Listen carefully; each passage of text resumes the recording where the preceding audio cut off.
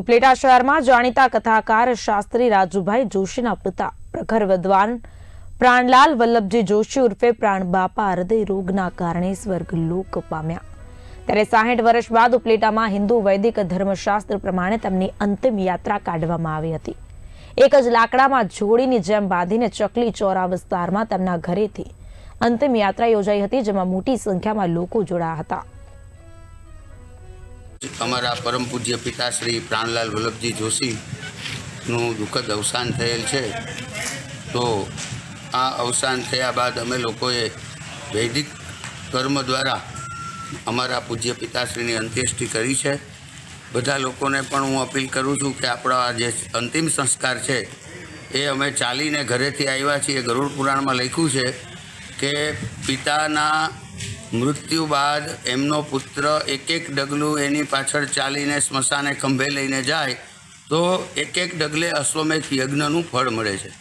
આજે આપણે બહુ દૂર હોય તો બસ બરાબર છે, પરંતુ નજીકનું જો સ્થળ હોય તો આપણે એમને ખરેખર પગપાળા જ લઈ આવવા જોઈએ। અને વૈદિક ધર્મથી વિદ્વાન બ્રાહ્મણો દ્વારા બિપિનભાઈ, લલિતભાઈ પંડ્યા વગેરે બધા ભૂદેવો, સમસ્ત બ્રહ્મ સમાજ, ચંદ્રવાડિયા પરિવાર, ઢેર પરિવાર તથા સમસ્ત આહિર સમાજના લોકોએ બધાએ ખૂબ જ જહેમત ઉઠાવી અને આ અમારી અંત્યેષ્ટિ એકદમ પિતાશ્રીને ખૂબ જ આનંદ મળે અને એનો સ્વર્ગ લોક થાય એ હેતુથી અમે આજે આ કાર્ય કર્યું છે। અમારા અદા અને અમારા જે પ્રાણભાઈ જોશીનું અવસાન થતાં 83 વર્ષની ઉંમરે અમે આવા જે કંઈ નીતિવાળા જે અદા કોઈ કહી શકે ને કે ભૂદેવો, એમાં અમે એને બહુ સર્વશ્રેષ્ઠ માની છીએ।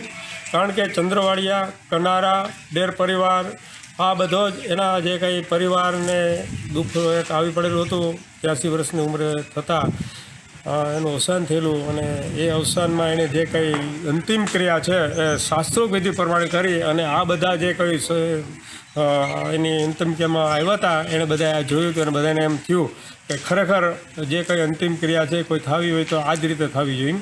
કીધું છે ને અનાયસે મરણમ, અનાયસે મરણમ એટલે એવું મૃત્યુ આપજે કોઈ પણ દુઃખ વગરનું, વિનાથી અન્ય જીવન એવું આપજો માણસોને કે એને કોઈ પણ જાતને કોઈ તકલીફ ના પડે, એને કોઈનો સહારો ન લેવો પડે, એવું આ અદાને મૃત્યુ આપ્યું છે।